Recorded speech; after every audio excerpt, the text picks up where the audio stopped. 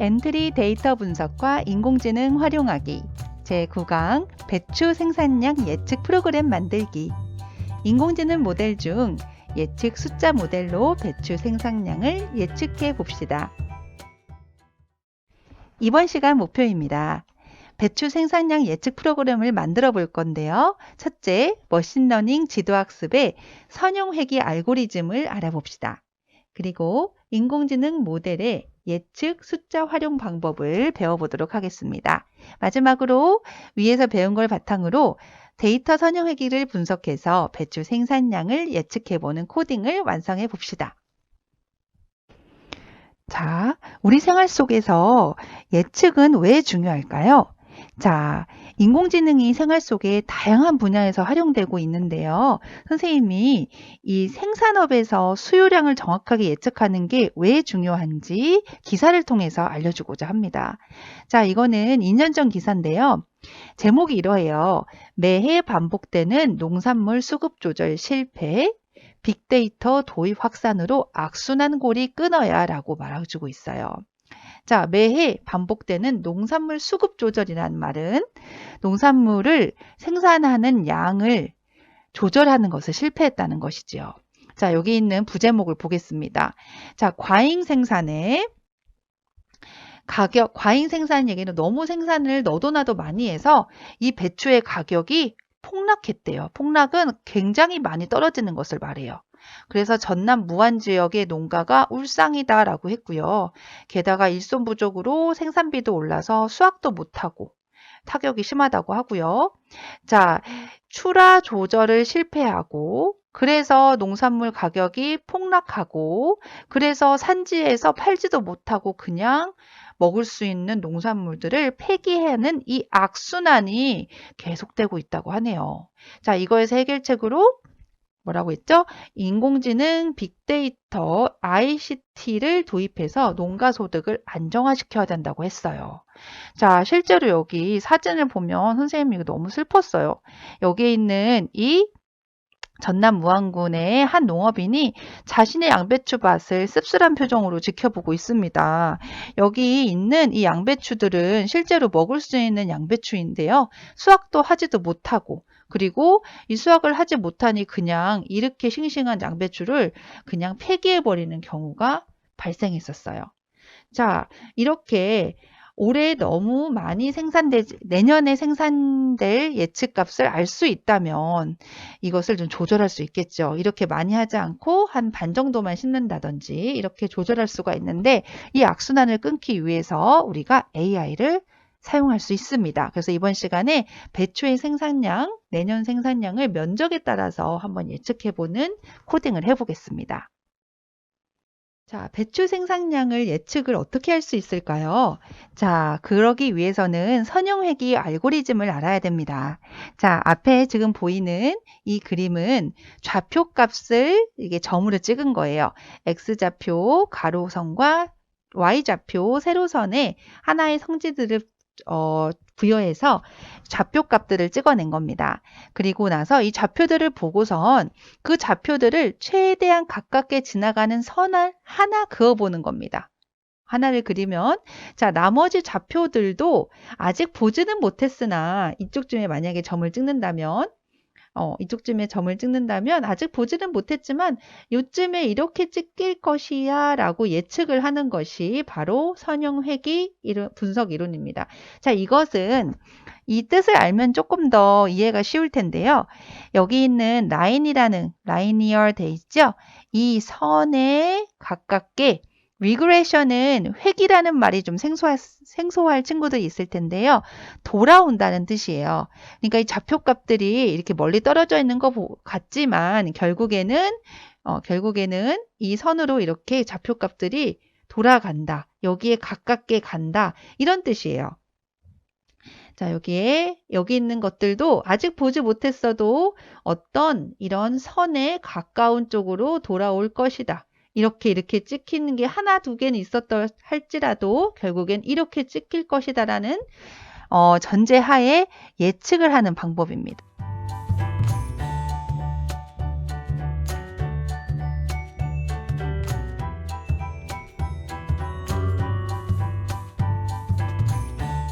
자, 그럼 엔트리 화면 제목, 구강 이렇게 써주시고요. 그리고 나서 자, 이제 데이터를 불러와 보도록 하겠습니다. 데이터는 테이블 불러오기 하고 추가하기 누른 다음 여기 엔트리에서 기존에 있는 데이터를 활용할 거예요. 배추 생산량에 관련된 데이터가 올라와 있을 겁니다. 여기 있네요. 연도별 배추 생산량 클릭하고 추가하기 누르면 데이터가 뜹니다. 자, 어떤 데이터인지 한번 쓱 보겠습니다. 연도별로, 그리고 시도별로, 면적, 그리고 생산량이 나와 있어요. 자, 이렇게 쓱 보면, 세종특별자치시에서는 80년대에는 데이터 값이 없겠지요. 자, 그런데 최근 한번 보도록 하겠습니다. 최근을 보면 이렇게 예전에 생산하지 않았었던 세종도 이렇게 생산량이 있는 것을 알 수가 있어요. 자, 숫자들이 너무 많아서 눈에 들어오지 않을 때에는 차트를 보면은 알 수가 있어요. 자, 차트를 클릭했더니 가로축은 면적이고요. 세로축은 생산량이에요. 면적이 늘어나면 늘어날수록 생산량이 늘어난다는 것을 알 수가 있지요. 그리고 그 생산량이 마치 하나의 선을 보여주는 것처럼 이렇게 이 방향성을 가지고 있는 것을 알 수 있을 거예요. 그렇습니다. 자, 그러면 자, 이것을 적용하기 눌러서 이렇게 테이블 블럭들을 모두 불러옵니다. 자, 그리고 나서 우리 인공지능 블럭 불러올 건데요. 인공지능 모델을 한번 만들어 볼 거예요. 자, 인공지능 모델을 만들기 위해서 누르고 여기 이 중에 예측을 해야 되니까 예측 숫자 선형획이라고 되어 있죠. 그래서 우리가 오늘 배웠던 개념 이 표가 이렇게 나와 있어요. 좌표값에 이 좌표들의 방향성, 좌표들이 모여있는 방향성을 찾는 것 요거 보고선 선형획이 떠올리시면 되겠습니다. 클릭하고 학습하기 누른 다음 새로운 모델의 이름을 써주세요. 배추 생산량 예측하기라고 써줄게요. 자, 그러면 테이블 선택인데 우리 아까 불러왔었던 연도별 배추 생산량 있습니다. 자, 클릭해주고요. 자, 여기에 이제 핵심 속성을 넣어줘야 되는데 우리 핵심 속성은 무엇을 기준으로 판단을 하기로 했었죠? 그렇죠. 자, 핵심 속성은 면적별로 가로축 면적이었어요. 그리고 세로축은 무엇이었죠? 세로축은 생산량이었어요. 생산량. 그리고 세로축에 이제 우리가 궁금한 것은 얼마나 생산을 해야 되는지 클래스를 만들어야 되기 때문에 예측 속성을 생산량으로 넣었습니다. 자, 그러면 이제 모델 학습하기를 눌러보도록 하겠어요. 자, 그러면 여기에 이렇게 학습하면서 이 파란색은 로스고 이 주황색은 밸류 로스입니다. 자, 요거 조금 기다려 보면서 결과를 확인해 보도록 하겠어요. 자, 이렇게 열심히 된 상황에서 결과가 어떤 값이 나왔죠? 우와, 여기 10까지 이렇게 도출이 되어 있어요. 선생님이 아까 선형회귀 할 때 좀 깊게 들어가진 않았지만 결국에는 방정식을 만드는, 그러니까 공식을 만드는 것이 이 선형회귀의 어떤 핵심이거든요. 자, 그래서 이 선의 방향성을 보고 예측을 할 수 있습니다. 자, 이렇게 결과가 나왔으니까 이것을 입력을 하고 자, 이제 코딩을 해볼 건데요. 자, 오브젝트 추가하기 한번 해볼까요? 오브젝트는 어디를 하면 될까요? 배경으로 시골을 한번, 농사를 시골에서 많이 지으니까 시골 한번 해보고요. 그리고 엔트리봇도 좋지만 다른 사람이나 물건들, 로봇들을 해도 좋겠어요. 선생님은 이 많은 사람들 중에 한복 입은 사람을 한번 해보도록 하겠어요. 자, 그러면 여기 있는 사람이 이제 배추 생산량을 예측해 주는 거예요. 자, 그러면 우리 이 한복 입은 사람에게 코딩을 시작해 보도록 하겠습니다. 자, 시작하기 버튼을 눌렀을 때 자, 그리고 이제 물어봐야겠죠? 뭐를 물어봐야 될까요? 면적을 기준으로 생산량을 예측할 거니까 면적을 입력해 주도록 해야 됩니다. 자, 여기다가 밭의 면적을 입력해 주세요. 면적에 따른 배추 생산량을 예측해 주겠습니다. 라고 말을 합니다. 그리고 나서 대답을 기다려야겠죠. 그러면 이 대답을 활용해서 예측값을 말해줘야 되니까 여기서 말하기를 가져옵니다. 자, 이렇게. 자, 그런 다음에 예측값은 무엇이지요? 자, 인공지능 블록에서 아까 예측값.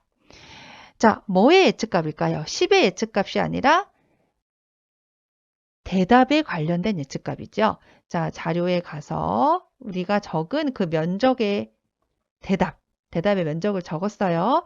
예측값을 말해줄 건데요. 자, 한번 합치기를 이용해서 좀 더 부드럽게 말을 표현해 보도록 합시다.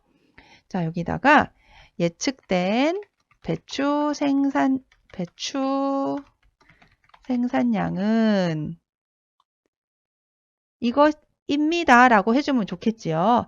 자, 그리고 단위는 톤입니다. 톤. 자, 그래서 합치기를 이용해서 몇 톤입니다. 라고 해주면 자연스럽게 멘트를 해줄 수 있을 거예요. 자, 이렇게 해주는데요. 한번 실행을 해보도록 하겠습니다. 자, 밭의 면적을 입력해 주세요. 면적에 따른 배추 생산량을 예측해 주겠습니다 했어요. 선생님은 10헥타르를 한번 넣어볼게요. 그러면 예측된 배추 생산량은 이 정도가 된대요. 근데 소수점이 이렇게 나와 있는 경우에는 좀 숫자를 알아보기도 힘들고 결과값이 좀 지저분해 보여서 우리 이 부분을 조금 수정해 봅시다. 자, 소수점 있는 경우 어떻게 주면 된다고 했을까요? 우리 예전에 물가지수 계산할 때 좀 했었는데요. 물가지수 계산할 때 소수점을 올리막이, 내리막이가 있었어요. 계산해서. 자, 소수점을 바꾸기 있었습니다. 찾아볼까요? 자, 이것의 제곱이라고 했는데 제곱이 아니라 여기에 소수점을 버려도 되고 올려도 되는데 생산값을 소수점을 버려볼까요? 그러면 여기 있는 예측값을 소수점 버린 값으로 하면 결과값이 좀 더 깔끔하게 나올 겁니다. 자, 이렇게 한번 실행을 해보도록 할까요? 자, 이번에는 100헥타르를 해볼게요. 그랬더니 이렇게 깔끔하게 49,687톤이 생산될 거라고 예측을 했어요. 자, 그럼 이번에는 이 예측값의 정확도를 한번 체크해 볼 건데요. 이 예측을 할 때 결정계수라는 개념을 좀 이해해야 합니다. 자, 결정계수란 예측값의 정확도를 나타내는 지표라고 할 수 있어요. 그래서 결정계수는 항상 0 이상 1 이하의 값으로 나타나지는데요. 1에 가까울수록 예측이 정확하다고 할 수가 있어요. 자, 그럼 0.5 미만이면 좀 예측의 정확도가 낮다라고 볼 수가 있거든요.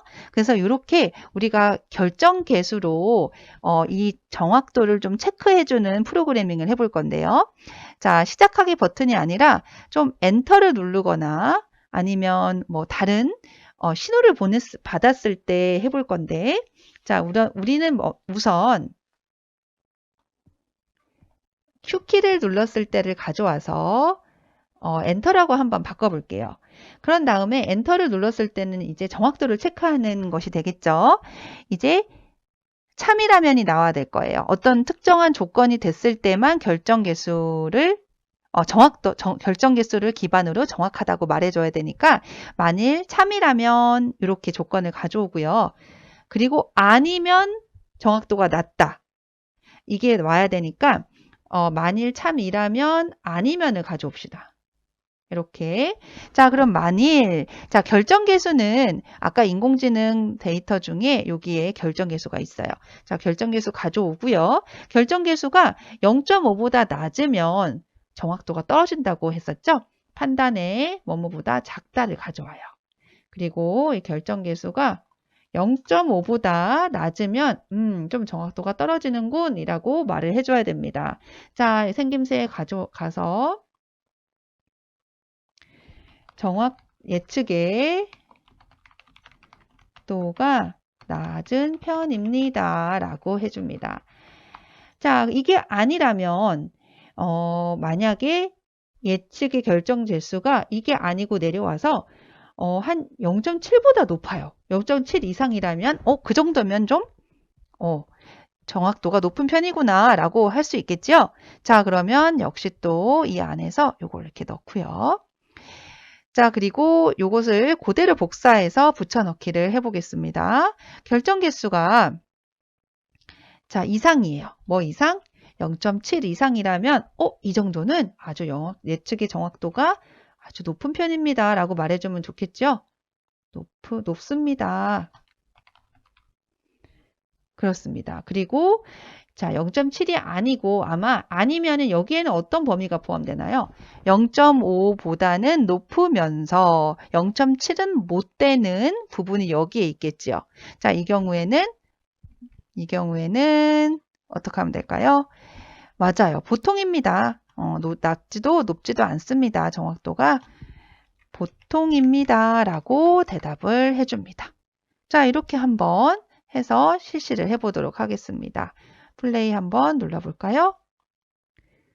자, 100헥타르를 입력하고 엔터를 눌렀을 때 예측의 정확도가 높습니다. 라고 말해줬네요. 자, 그럼 간단하게 인구수를 예측해보는 코딩을 한번 해보도록 할게요. 자, 우리 기존에 했던 거랑 비슷한 방식인데요. 테이블을 불러올 거예요. 자, 테이블을 선택하는데 시도별 인구를 가져와서 이 시도별 인구를 이렇게 정리해 놓은 데이터로 앞으로의 인구의 추세를 조금 예측해보는 코딩을 해보겠어요. 이제 배웠으니까 간단하게 해봅시다. 자, 1990년도부터 2019년도까지의 데이터가 있고요. 이걸 차트로 볼 수도 있어요. 자, 차트로 보는 것이 한눈에 들어오는데, 자, 우리 선그래프로 볼까요? 변화를 보는 거니까요. 가로축은 연도별로 쫙 이렇게 나와야 되니까, 세로는 대전광역시 한번 해보겠습니다. 대전광역시의 인구의 추이는 어떨까? 자, 이렇게 한 다음에 클릭하면 이 1990년도부터 굉장히 급격히 늘어나다가 정점은 13년도 좀 지나서 하다가 지금은 조금 이렇게 내려가는 추세네요. 자, 그러면 이 데이터를 가지고 이 엔트리 보식 앞으로의 어떤 지역의 인구수를 예측해주는 그런 코딩을 해볼까 합니다. 자, 그러면 시작하기 블럭을 눌렀을 때 일단 이 코딩을 하는 사람한테 물어봐야겠죠. 뭐를 물어봐야 될까요? 자, 몇 년도 대전광역시로 한번 해볼게요. 몇 년도 인구가 궁금하신가요? 이렇게 물어보고 대답을 받아내야겠죠. 자, 그러면 여기에 인구 예측 상태 준비가 되어 있는데요. 자, 우리 보면 인공지능 모델을 학습시켜야 돼요. 자, 어떤 모델을 학습시키냐면요. 한번 새로 만들어 봅시다. 예측 숫자 선형 회기로 학습을 시킵니다. 자, 선생님이 이미 만들어 놓은 것을 한번 볼게요. 자, 여기를 보면 자, 인구수 예측이라고 제목을 넣고요. 시도별 인구 학습 완료되어 있는 것 시도별 인구를 한번 넣어 볼게요. 자, 이 상태에서 자, 핵심 속성은 연도별이겠죠. 연도별로 그리고 대전광역시를 자, 클래스로 구분해라. 자, 그리고 학습을 시켜봅시다. 그러면 이렇게 학습이 이루어지고 결과값을 이렇게 데이터로 보여줍니다. 우리 아까 꺾은선 그래프로 확인했었던 그 표와 그 그래프와 비슷하죠? 자, 이것을 선형회기로 봤더니 이런 회기식이 나온다고 합니다. 자, 입력하기 누르면 여기에 모델 학습하기 해서 모델, 예측 숫자 모델이 블럭이 뜹니다. 자, 그러면 이 대답을 근거해서 보여주어야겠지요. 자, 그러면 무엇을 보여줘야 되나요? 연도의 예측값이에요. 연도의 예측값인데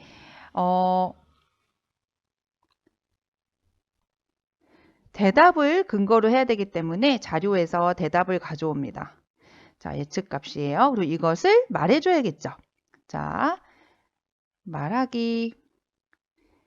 자, 근데 예측값만 얘기하면 좀 말이 좀 부드럽지 않기 때문에 우리 합치기를 이용해서 몇 명입니다 라고 말을 해주는 게 훨씬 더 부드러울 거예요. 몇 명. 자, 이렇게 해주면 될 거예요. 자, 이것을 여기다가 넣어줍니다. 자, 그러면 한번 실행해 볼까요? 대전광역시의 몇 년도 인구가 궁금하신가요? 선생님은 미래가 궁금해서 2030년도 할게요. 그러면 188만 명 정도가 된다고 예측을 했네요. 자, 그러면 우리 한번 이 표를 다시 한번 보도록 해요. 우리가 맞게 됐나 한번 볼까요? 188만 명 정도라고 했는데요. 여기 대전광역시 요 열을 보면 지금은 150만 정도 되는데 여기 이 추세라면은 그때는 한 188만 정도 될 것이다 라고 예측을 했네요. 자, 친구들 기억했다가 맞는지 틀린지 한번 나중에 한번 보세요. 정말 수고 많았습니다. 자, 이번 시간에는 선형회기 분석 알고리즘을 통해서 예측을 해보는 프로그램을 만들어 보았는데요. 또한 결정계수를 이용해서 정확도 또한 체크할 수 있다는 것을 알았으면 좋겠습니다. 자, 그럼 다음 시간에는 마지막 시간이지요. 전국대회 참가 장소를 안내해주는 군집 숫자 인공지능 모델 프로그램을 배워보도록 하겠습니다. 모두들 다음 시간에 만나요.